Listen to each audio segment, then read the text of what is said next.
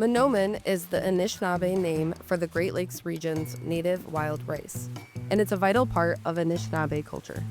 I didn't know any of this, or I didn't have any of these feelings about rice until I got to come out and rice and realize, like, oh my God, this is why I exist. That's Erin Haima of the Little River Band of Ottawa Indians.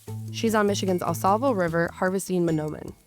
This is what allowed my ancestors and my family to thrive and sustain themselves. Just really special. And I want more people to understand that story. Wild rice beds used to grow all over the state, including on the banks of the Detroit River, and on islands in that river, like Belle Isle, which is now a state park. But wild rice is an uncommon sight these days.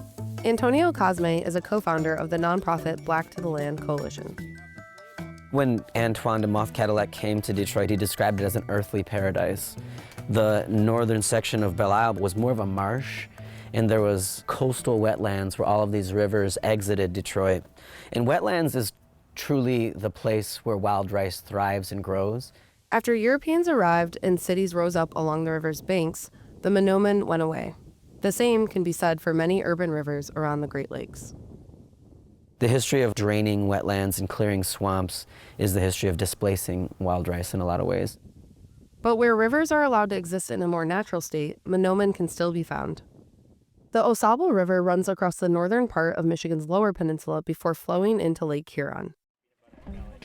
In September of 2025, a couple dozen Anishinaabeg people with indigenous roots from around the Great Lakes gathered on the AuSable to harvest Manoomin the traditional way. Wyatt Split is the food sovereignty coordinator with the Gun Lake Band of Potawatomi Indians. These are knockers. This is cedar wood.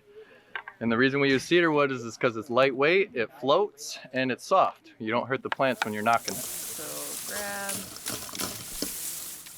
The central part of any Anishinaabeg's life would have been his Wigwasi Jiman, which means birch bark canoe.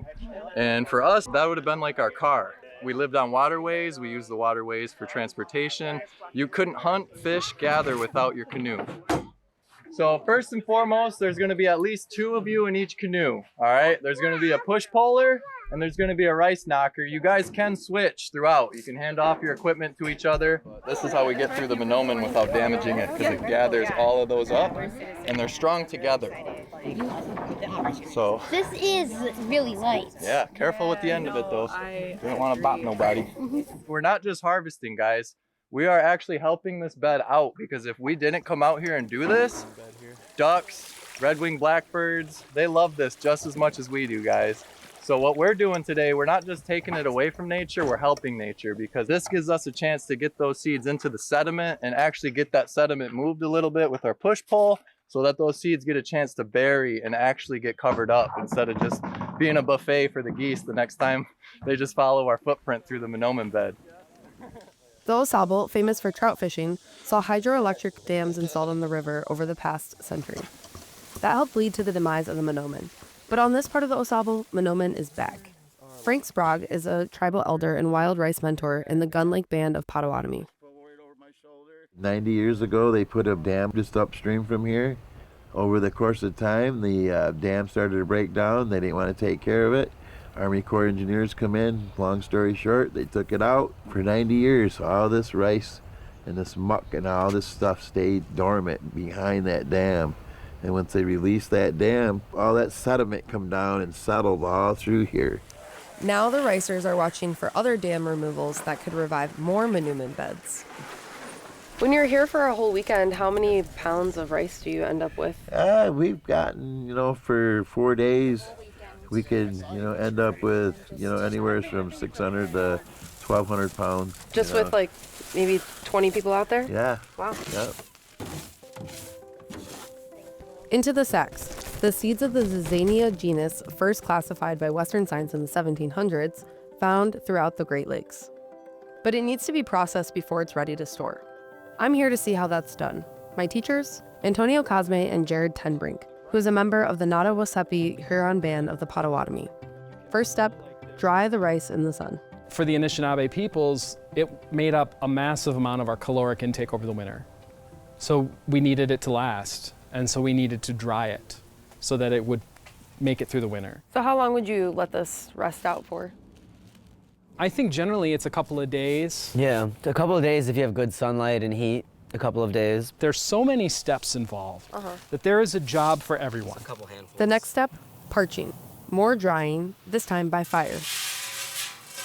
Historically, we would have done this exactly the same way. We'd have built a fire and set copper kettle over a flame and then stirred and stirred and stirred. You don't want it to get too hot, so we have the flame off to the side so the top part is hot and the bottom part stays cooler so that it doesn't cook the rice. You're just kind of toasting it in a way.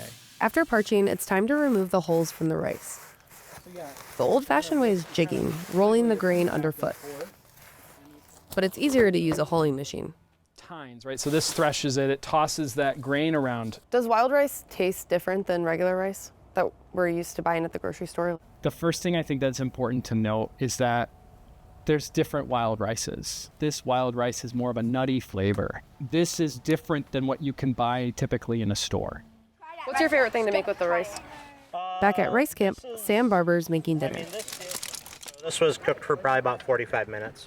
Seems like it's really popular, serving that with maple syrup and... Yeah, maple syrup and berries. That's a pretty traditional. I think that's a pretty traditional way. I like fitting it into dishes, and it just goes so well with so many different ingredients. Like you could put it in chili, you could put it in, Middle Eastern dishes, you could put it in Asian dishes, either mixed in or as like a main start. And tacos with wild rice are really good too.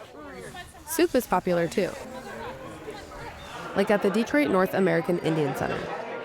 And so some of our foundational stuff, though, that we do is earth honoring. This is the third annual Mahnomen Soup Cook-Off. The judges record their scores with Jesse Deerenwater presiding. Is first place with 23.5. The soups are served.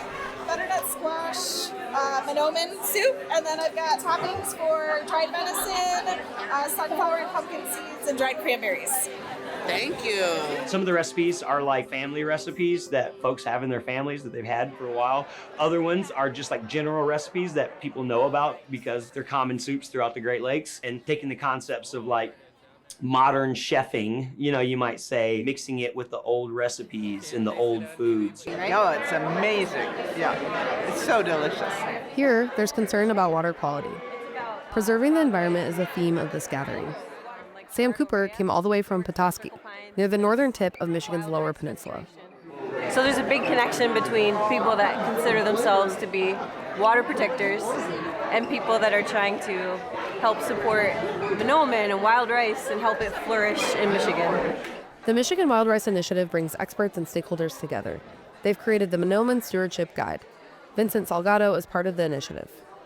Are you working with the state to implement something as a result of the plan? Hopefully, with this plan, we're able to get the state agencies more involved in this work to restore Mahnomen by providing more resources and more boots on the ground. But also, we hope this starts a dialogue for increasing protections for Mahnomen.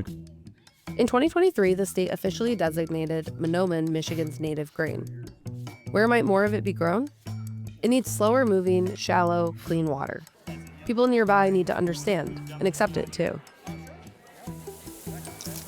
That rice used to grow in the Grand River and in the Muskegon River. Doesn't grow there anymore, but maybe we take a dam out and it comes back. Not everybody's going to want it, and that's fine. It doesn't have to be over there. But where it is, that it's protected and it should stay that way. Especially this is all natural, and it just wants to be here. I look at places like Belle Isle. That is a place where wild rice would have been. And that's a place where we could have it now. The conditions would need to be made right again. Like up north, on this part of the Osable. The rice is still here. It persisted. It survived. And we're still here. And we persisted and we survived. And we're not going anywhere.